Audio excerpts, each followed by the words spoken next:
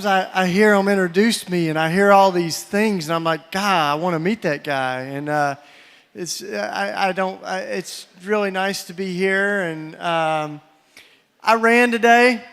I don't like to run. That was the only one you got a little off there. But I do it. I do it because I don't know why I do it, but I'm excited about tonight. It sounds like we get to have a nice conversation.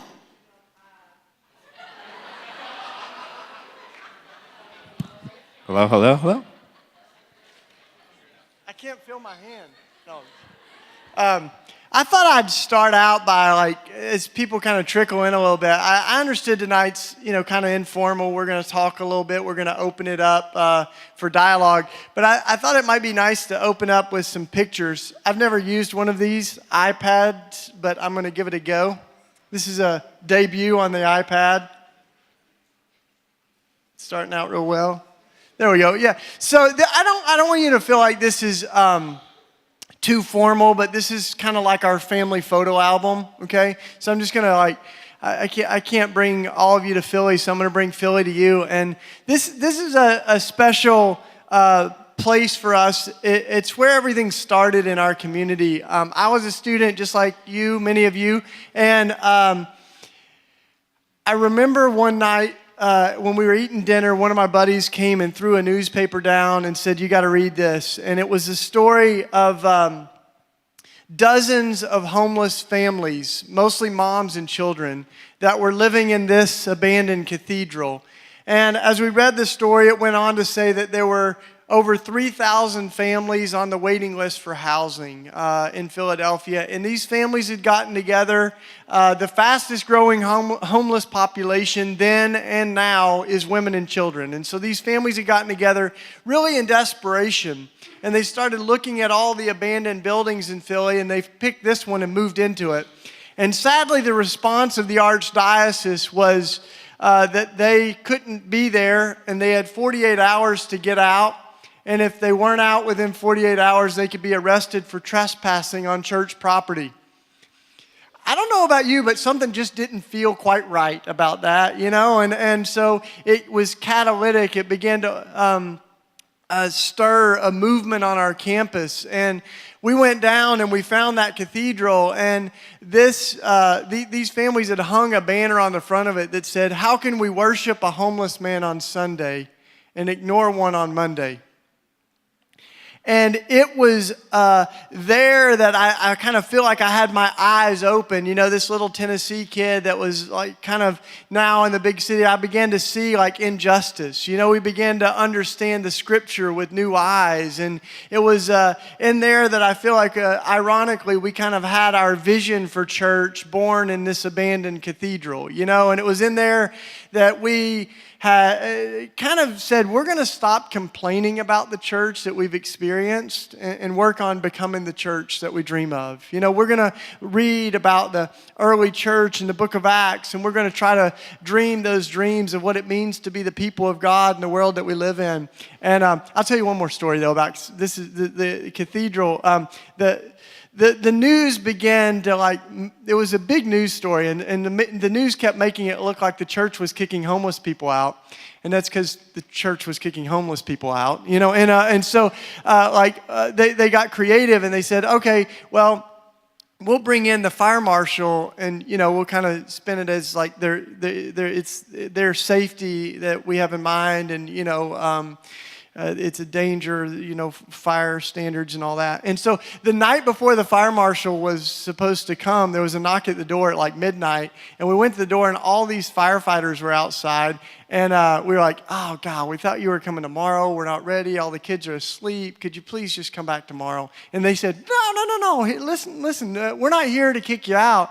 In fact, we're here not exactly on orders. We're off the clock right now, but the fire marshal's coming tomorrow, and we just don't feel right about what's happening, so we want to help you walk through here and get ready for tomorrow. And they helped us get exit signs and fire extinguishers and smoke detectors. We worked all night, and the next day the fire marshal came and all the media and the police and everything, and they walked through, and the fire marshal was like, not bad. I'm not kicking them out, And so like it was incredible. And it was like one thing after another. It just felt like God was in this struggle, right? And God was with these families. And so that was kind of where everything started. It's also a special place because it's where my lovely wifer for life are there. And we got married in there. And I'm glad you're excited about that. Thank you. That is my wonderful wife.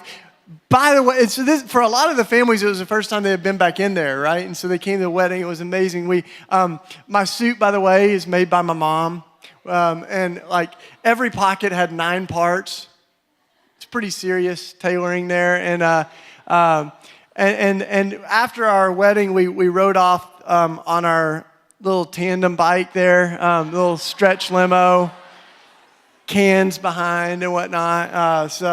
And this is our neighborhood. Our whole neighborhood gathered. We had our wedding kind of in the streets, and that's where we live now. And it's a neighborhood that, like, in a lot of ways, it has a lot of struggles. Like our entire neighborhood was built around factories, right, that moved out. And so now we've got 700 abandoned factories. We've lost like 150,000 jobs.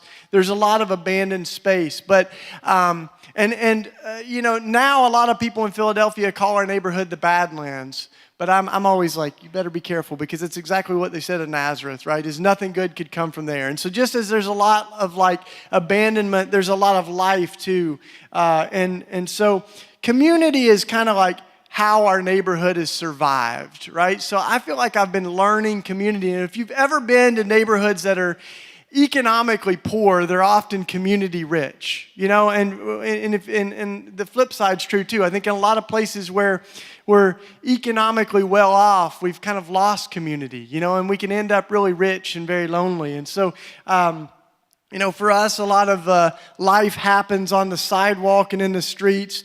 This is one of my favorite little pictures. Is our I know this is weird in California because you got the whole drought thing going and stuff, but like we open our fire hydrants and the kids can play. In fact, we have a play street permit, which closes our blocks to all cars so that we can, kids can play and not worry about getting smushed and stuff. And these are, so just some of the life that we feel in our neighborhood. A lot of what we do is really about trying to figure out what it means to be church on our block and in our neighborhood. So I'm showing you this not so that you'll try to do the exact same thing here, but I think what we're all trying to figure out is what it looks like to live out the Christian life, right? To be the church in the world and not just have our Christianity be a set of beliefs that you read on paper. Because I'm convinced that the gospel spreads not through force, but through fascination. And it's through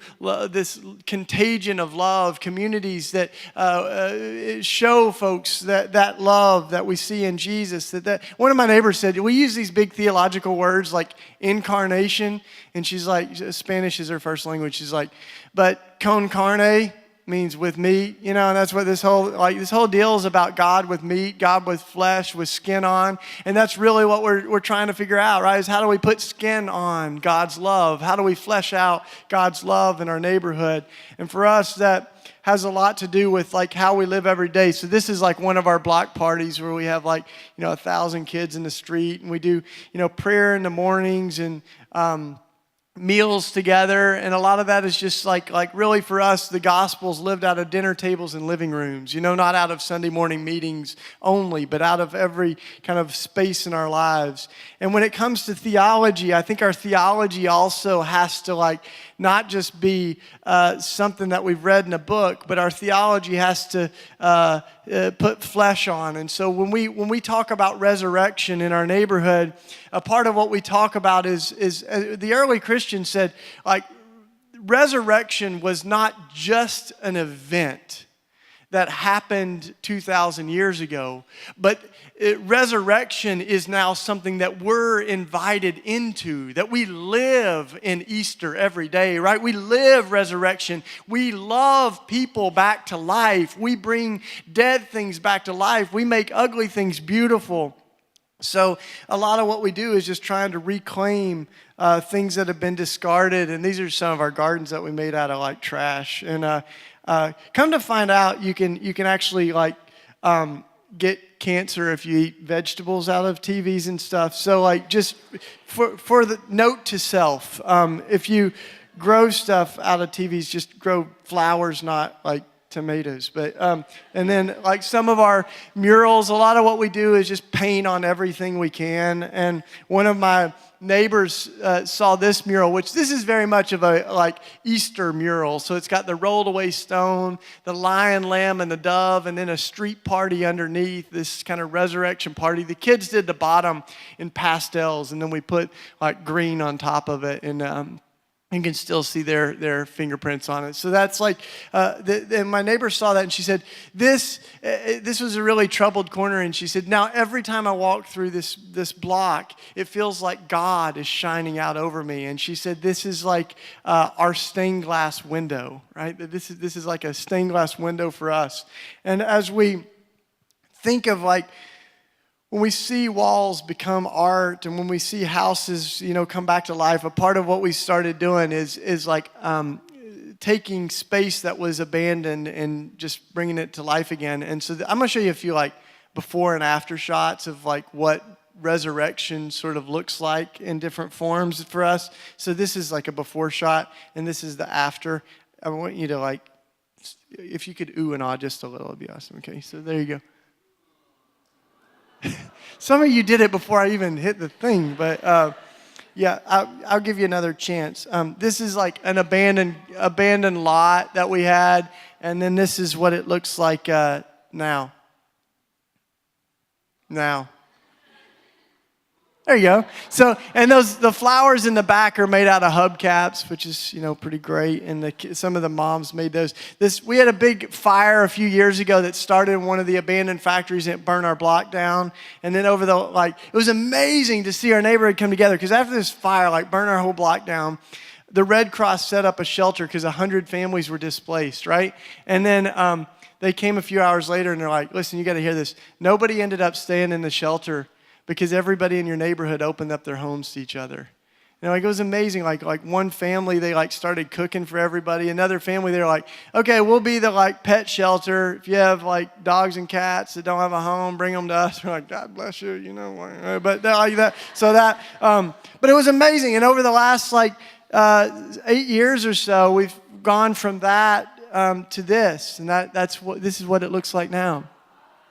It is exciting. And what's exciting is it kind of feels like we're participating with God, right? That we're standing on the side of life and now we're reclaiming that land where the factory burnt down. We call it Phoenix Park, right? Coming out of the ashes. And when it comes to the assets of our neighborhood, tires are among them. They're everywhere. So we just made planters out of them and stuff. And then some folks from right here, in Southern California came out and we started dreaming about how to make food in our neighborhood, right? And because, you've heard of the nutritional desert and stuff. The denser the population, the harder it is to get nutritious food. So we started this little aquaponics system, and underneath it we've got our fish, and then the fish water pumps up and we grow veggies off of it, and stuff grows it's on steroids, right? Because it's getting fed and watered all day. And now we're able to harvest food. And sometimes my evangelical friends and stuff, they'll be like, but what does any of this have to do with the gospel? I think everything in the world, right? There's something about seeing life and nature and stuff like that. I think our kids in our neighborhood, when they pull a carrot out of the garden, out of the ground for the first time, they're like, oh my gosh, it's magic, and you're like, no, that's God. God made that carrot. God made you, And one of my favorite days is when one of the kids is hysterical. He knocks on the door. He's like, come here. I thought there was an emergency or something. I walk down the block and he's like, what is that?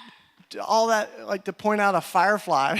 I'm like, dude, that was a really creative day for God. God was like, I'm going to make a bug that's butt glows in the dark, but that fascination, right, with God, with creation, if we lose touch with life, death begins to become normal, you know? And I think as we reconnect with where life comes from, we get that splendor and a fascination with God. And it's that which I think as we think about what we're doing. One of my neighbors said it so well. She says, as I saw all the gardens, our gardens won first place in Philly. Bam! I mean, we're people of cooperation, not competition, but we'll take that one. Boom! You know, and so and she was so excited. She was like, I see what we're doing. We're trying to bring the Garden of Eden to North Philadelphia. I'm like, that's good theology, right? That's exactly like when we imagine what it looks like for God's kingdom to come, right? What would it look like for God's kingdom to come, you know, right here? What does it look like for God's kingdom to come in North Philadelphia? And there's ways that we can begin to stir our imagination. And you know, and when we look at what it looks like for God's kingdom, I think we can also see the obstacles. You know, we can see what is God's kingdom not. And God's kingdom is not one kid getting killed every single day. That's almost what we have is one homicide a day in Philadelphia. 10,000 homicides a year in this country. I was just like reading the Guinness Book of World Records, and we hold the record in the United States for the most guns. We have 90 guns for every 100 people, 270-something million guns, right? 90 guns for every 100 people. The next highest country was India, and they have 4 guns for every 100 people. You know, but you look at that, and you look at the patterns of violence that are happening, you know, all around us. And right now, it wasn't just issues of gun violence, though. It was when, like, I remember, you know, a 19-year-old kid. In the middle of the night, we heard the gunshots and came out, and I saw him fall, and I held him, and we prayed for him. We prayed, you know, and then the next morning we found out that he had died. And that's when I began to care about gun violence. You know, I mean, it wasn't just like my sociology class, but it was like when the numbers had a name and the statistics had a face. And so I think that's what living, you know, in the neighborhood, all the other stuff kind of comes from relationships, trying to figure out what does it mean to love our neighbor as ourselves, right? And so we started thinking about the gun violence in our city and in our country. And then we read the scripture from the prophets, Micah and Isaiah, right, where it says, God's people will beat their swords into plows, their spears into pruning hooks, right? We'll turn our weapons into tools that can, instead of destroying life, they can cultivate life, right? And we're like, that is awesome. So we got excited about that verse, and we got some welders together. We said, what are we waiting on, you know? And we decided we're going to start transforming weapons. And it's amazing what you can do with Facebook and stuff, because I just put on our networks, like, send us your guns. And people did. It was amazing. We got an AK-47. Got an AK-47 donated. Don't ask questions. You know, and we took that sucker. We got our welder friends, and we turned it from that into this. A shovel and a rake, or whatever that thing is, you know, and like that, and then like it got so exciting, people started sending us images, right, from all over the world, folks that had made like a guitar out of handguns, and it really plays music. And we got an image from Mozambique, this guy that had turned a semi-automatic rifle into a saxophone. So great. And one of our latest this is one of our more recent ones, though, and it was a little heavy, because we decided, you know, like most of our kids are not dying from like AK-47s, they're dying from handguns, you know, and so we put the pitch out again, you know, if you have handguns or you want to donate one, we'll take it and we'll transform it.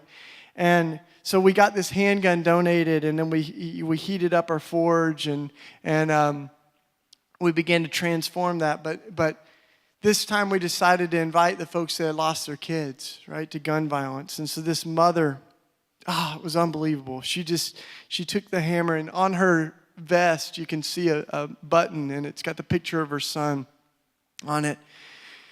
And as she began to beat on the red hot barrel of that gun, with every whack of the hammer, she said, "This is for my son."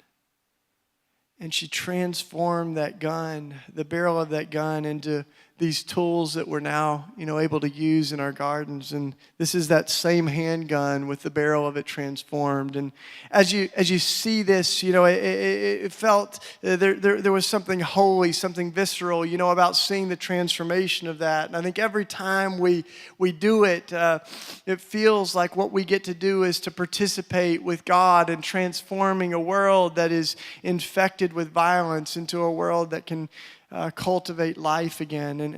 And so for us, like, part of this has been about trying to figure out, how do we make our theology real? How do we make our love real? And I'm convinced that, the real challenge for us in the church today is not just right thinking, but right living, right? How do we put flesh on the stuff that we believe? How do we live out God's love? And you may have seen that study a few years ago where the Barna Research Group, right, the big polling company, they went to every state in the United States and they asked young non-Christians, what do you think of when you hear the word Christian? Did you see this study? It was released in a book called Unchristian, because what they found is that the things that people say are not really beautiful things. The number one answer of what non-Christians said when they hear Christian is anti-gay, anti-homosexual. Number two is Christians are judgmental. And number three was that Christians are hypocritical. I'll stop there because the list doesn't get much better. That we're boring, irrelevant, out of touch. All these things that people said. And you look at that list and you think, my gosh, how did we get here, right? Because those are not the things that people thought of when they met Jesus, right? Like, folks didn't encounter Jesus and walk away scratching their head going, why doesn't he like gay folks? And what also struck me as I read the list of what people said is what did not make the list. And what didn't make the list was the number one thing that Jesus said they will know you're Christians by, which is what? Love. That they will know that we're Christians not by our T-shirts and bumper stickers or the signs outside our church, but they'll know that we're Christians by our love. And so that's really kind of what we've been up to, and we haven't figured it all out. But I think that really what we're thinking and dreaming about tonight is what it looks like to put flesh on the things that we believe. And the things that we believe are really important, but I think, like, doctrines are hard things to love, and they're hard things to wrap your hands around. And so we need more than just a statement on paper. And I worked for a while at Willow Creek in Chicago, and I loved it there. I learned so much at Willow Creek. It was a little different from Calcutta, but when I worked there, one of the things I love about Willow Creek is they've always said we want to, our mission is to form fully devoted followers of Jesus. We don't just want to make believers. Jesus didn't send us in the world to make believers, but to form disciples. And so to see people become fully devoted disciples of Jesus.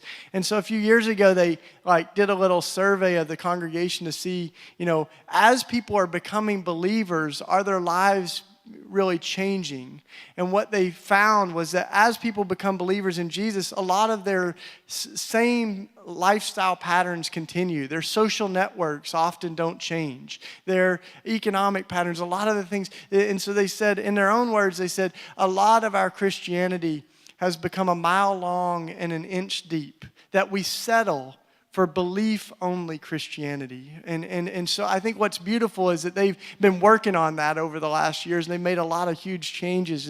But I think it's indicative in a lot of our evangelism and the stuff that we've done, that our fervor to make believers has come at the cost of discipleship, right? That we haven't really formed people into thinking about Christianity and integrating it into their whole life in a way that people can see and touch and be fascinated by. I think when it comes to a corrective for the mile-long, inch-deep stuff, it's part of why I like, one of the cool things about living in Philly is we have the Amish. They're awesome. And the Amish are, I was speaking in Amish country, and I do a little thing when I speak where I try to offset the carbon footprint that I make everywhere I go. So people do different things, and but when I was speaking in Amish country, so I'm a certified green preacher, just so you know, for the hippies out there. But anyway, but when I was in Amish country, I was like, yeah, we're gonna ask that you erase the carbon footprint, and they're like, oh, that'll be easy, dude. We'll pick you up in a horse-drawn carriage. And they did. And they're like, you'll know us at the airport. We're the ones in the buggy. And so like I got in, and we're driving like to my speaking events, like 30 miles by horse. And it took a while to get there. And so as we're talking, like, I'm listening to them describe their life, right? It's amazing because, I can just hear their kids growing up going like, Dad, why don't we have cars? Horses are so 1800s, and yet, like, I think their whole life they're told, because we're different.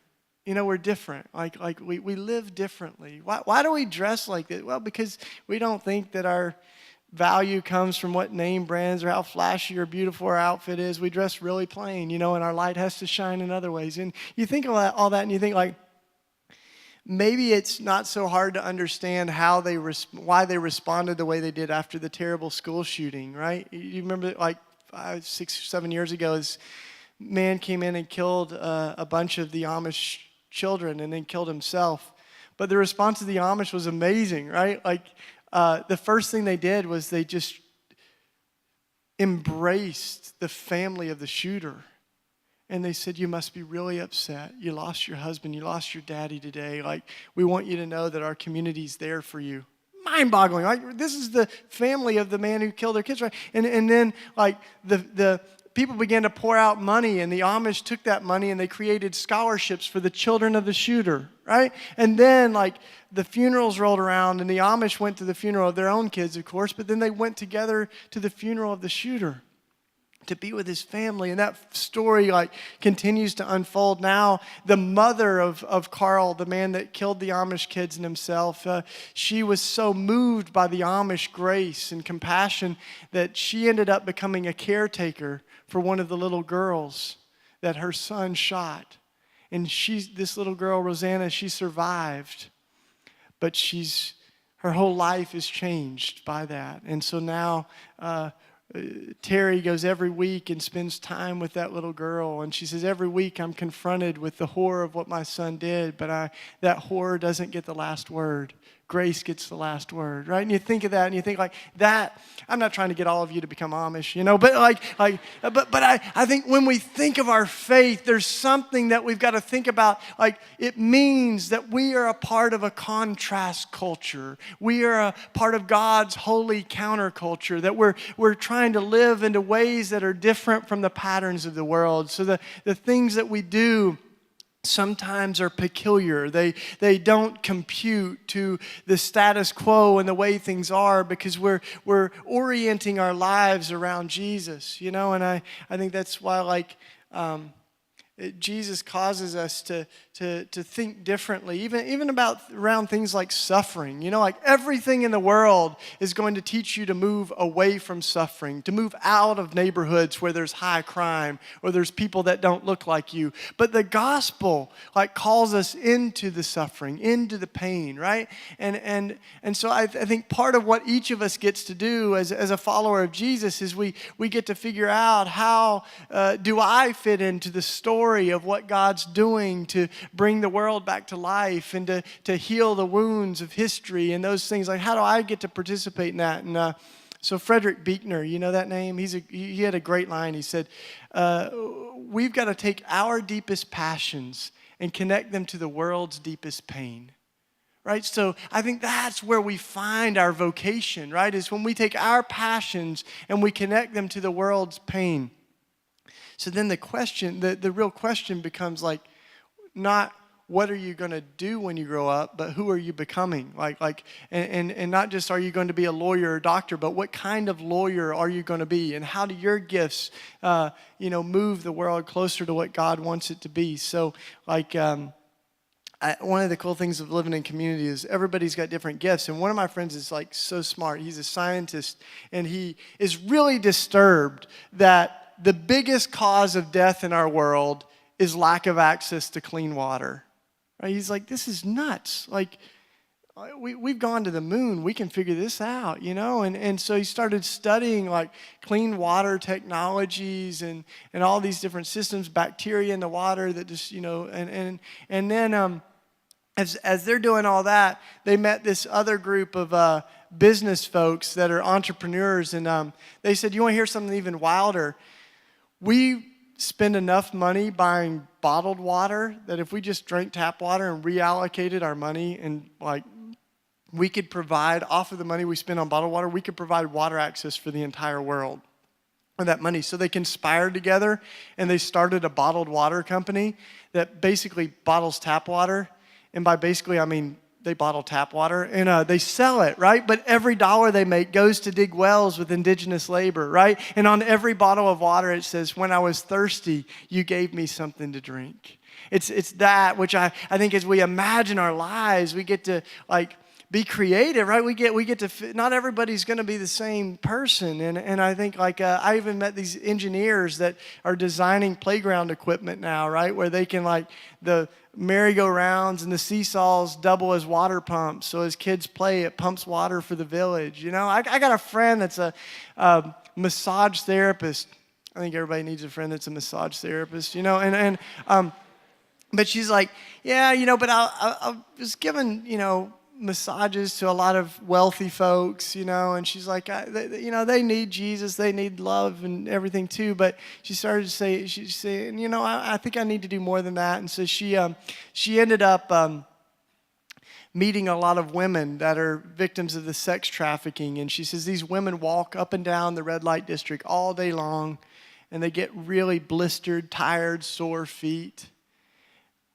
And they could never afford a massage, and most people wouldn't want to touch their feet. And she said, so I became their massage therapist. And she said, every week I open up my clinic, and these women come, and I wash their feet, and I massage them, and I whisper to them, you know, how much God loves them. And I think of her, and I think she's a different kind of massage therapist, you know.